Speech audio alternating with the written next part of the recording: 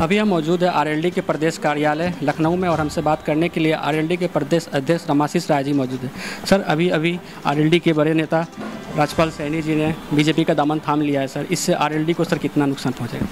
देखिए, वो अभी आरएलडी में आए थे कुछ दिन पहले, और आरएलडी तो एक निश्चित विचारधारा पर काम करती है। उसके समर्थक भी एक निश्चित विचारधारा के कारण हमारे साथ जुड़े हुए हैं, वो व्यक्तियों के साथ नहीं जुड़ते हैं, इसलिए हमारे ऊपर उसका कोई असर नहीं पड़ने वाला है। पश्चिमी उत्तर प्रदेश में तो विशेषकर चौधरी चरण सिंह की जो विचारधारा को मानने वाले लोग हैं, वो आरएलडी के साथ सदैव बने रहेंगे, हमेशा बने रहेंगे। जहाँ तक उनके जाने का सवाल है, तो इस समय जब से इंडिया बना है तब से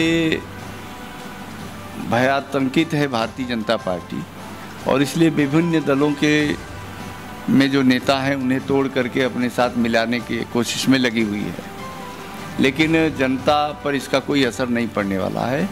जनता महंगाई से, बेरोजगारी से त्रस्त है, किसान दुखी है, और इसलिए सरकार के खिलाफ एक वातावरण बना हुआ है, पूरे प्रदेश में ही नहीं देश में बना हुआ है। बीजेपी ने विपक्षी गठबंधन को चुनावी गठबंधन बताया। सर, इस पर सर आप क्या?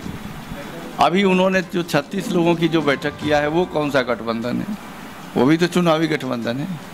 उनका कहना है कि उनका मकसद सिर्फ चुनाव के लिए है। सर, तो बीजेपी का भी तो मकसद चुनाव के लिए है। 36 लोगों को अभी जो बुलाया, वो तो पहले नहीं थे। अभी चुनाव के दौरान 6-7 महीने चुनाव रह गया है, तो उन्हें सबको अपने यहाँ प्रलोभन दे करके बुलाया है।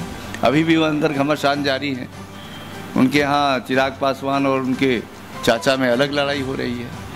तो चुनाव जब आते हैं तो गठबंधन होता है, ये तो जग जाहिर है। तो चाहे इंडिया हो या एनडीए हो, दोनों चुनाव को ध्यान में रख करके ही लोगों को जो जमावड़ा हो रहा है ना।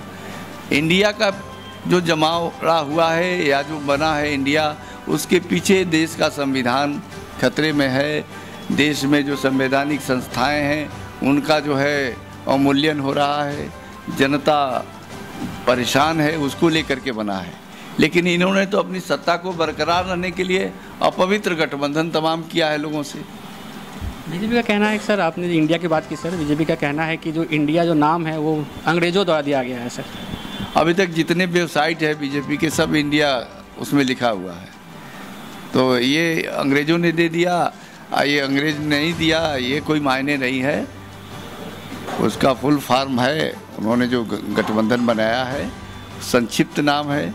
अभी तक तो इंडिया भाजपा विरोधी इंडिया कहती थी, इंडिया उनके मोर्चे का नाम है, इंडिया विपक्ष के मोर्चे का नाम है। तो इसका कोई मतलब नहीं। लोकसभा चुनाव को लेकर बात करें तो सर, आपकी तरफ से कहा गया कि 12 सीटों की मांग की गई है। सर, 12 सीटों की मांग की गई है। सर, कितने सीटें मिलने की संभावना है? सर, अब हम 12 सीटों की मांग किए हैं, 12 सीट पर हमारी तैयारी है। देखिए कितनी सीट मिलती है।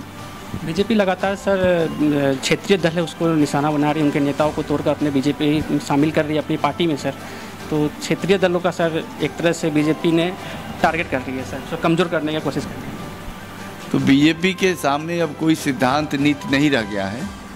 अब वो लोकतंत्र के खिलाफ काम करती है। लोकतंत्र में तो हर विपक्षी दल की भी आवश्यकता होती है, लेकिन वो लोकतंत्र में विपक्ष को रहने ही नहीं देना चाहती है, इसलिए वो सबको तोड़ रही है। लेकिन इसका जवाब जनता देगी। विपक्ष सर कितनी मजबूती से इंडिया का मुकाबला करने जा रहा है सर लोकसभा चुनाव 2024 में? बहुत बड़ा मजबूती से मुकाबला करने जा रहा है। उसी का परिणाम है कि आज ये विभिन्न दलों को तोड़ा जा रहा है। भयातंकित है जो सत्तारूढ़ दल है। इसलिए इस चुनाव में एनडीए को भारी सफलता मिलेगी आने वाले चुनाव में, और एनडीए बहुत मजबूती से इंडिया पूरे देश में अपनी मजबूत पहचान बना करके चुनाव लड़ेगा, और चुनाव में सफलता भी मिलेगा, ऐसा मुझे उम्मीद है।